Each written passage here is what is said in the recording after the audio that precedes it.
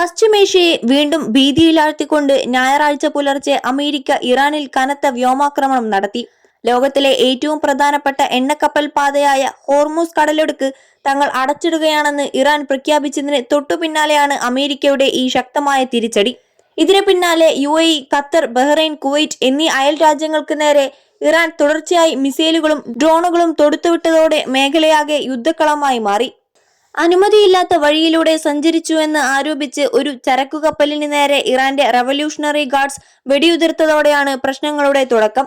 തങ്ങളുടെ നിർദ്ദേശങ്ങൾ കപ്പൽ അവഗണിച്ചതിനാലാണ് വെടിവെച്ചതെന്നാണ് ഇറാൻ പറയുന്നത്.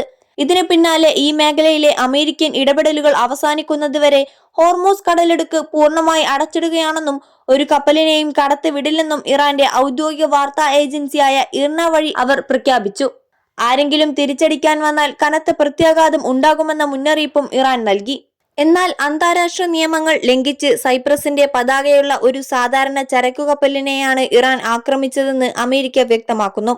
ആക്രമണത്തിൽ കപ്പലിലെ ഒരു ജീവനക്കാരനെ കാണാതാവുകയും കപ്പലിന്റെ എഞ്ചിൻ റൂമിന് തീപിടിച്ച് വലിയ നാശനഷ്ടം ഉണ്ടാവുകയും ചെയ്തു.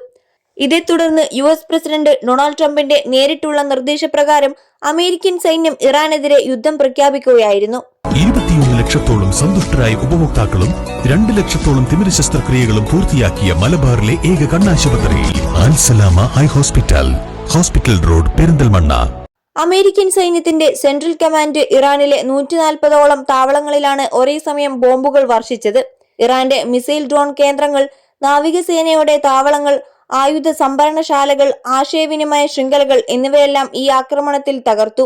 ഇറാന്റെ പ്രധാന പെട്രോളിയം കേന്ദ്രങ്ങളായ ബുഷർ, അസലൂയ എന്നിവിടങ്ങളിലും തീരദേശ നഗരങ്ങളായ ബന്ദർ അബ്ബാസ്, സിരിക് തുടങ്ങിയ പ്രദേശങ്ങളിലും വലിയ സ്ഫോടനങ്ങൾ ഉണ്ടായതായി ഇറാൻ മാധ്യമങ്ങളും സമ്മതിച്ചിട്ടുണ്ട്. ഇറാൻ എടുത്തത് വളരെ തെറ്റായ തീരുമാനമാണ്. അതിനുള്ള വലിയ വിലയാണ് അവർ ഇപ്പോൾ നൽകുന്നത് എന്ന് US പ്രതിരോധ സെക്രട്ടറി പീറ്റ് ഹെഗ്സെത്ത് വ്യക്തമാക്കി. അമേരിക്കൻ സൈനിക താവളങ്ങളുള്ള ഗൾഫ് രാജ്യങ്ങളെ ലക്ഷ്യമിട്ടാണ് ഇറാൻ പിന്നീട് മിസൈലുകൾ തൊടുത്തുവിട്ടത്. UAEക്ക് നേരെ വന്ന മിസൈലുകളെയും ഡ്രോണുകളെയും തങ്ങളുടെ പ്രതിരോധ സംവിധാനം വഴി ആകാശത്ത് വെച്ച് തന്നെ തകർത്തതായി UAE പ്രതിരോധ മന്ത്രാലയം അറിയിച്ചു. വലിയ സ്ഫോടന ശബ്ദങ്ങളാണ് UAEയിൽ ഉടനീളം കേട്ടത്. ബഹ്റൈനിൽ വ്യോമാക്രമണ മുന്നറിയിപ്പ് നൽകുന്ന സൈറണുകൾ മുഴങ്ങിയതോടെ ജനങ്ങൾ സുരക്ഷിത സ്ഥാനങ്ങളിലേക്ക് മാറണമെന്ന് അവിടുത്തെ ആഭ്യന്തര മന്ത്രാലയം ആവശ്യപ്പെട്ടു. ഖത്തറിലും വലിയ സ്ഫോടന ശബ്ദങ്ങൾ കേട്ടതിന് പിന്നാലെ മിസൈൽ ജാഗ്രതാ നിർദ്ദേശം പ്രഖ്യാപിച്ചു. തങ്ങളുടെ രാജ്യത്തേക്ക് വന്ന മിസൈലുകളെ വഴിതിരിച്ചുവിട്ടതായി കുവൈറ്റ് സൈന്യവും അറിയിച്ചു.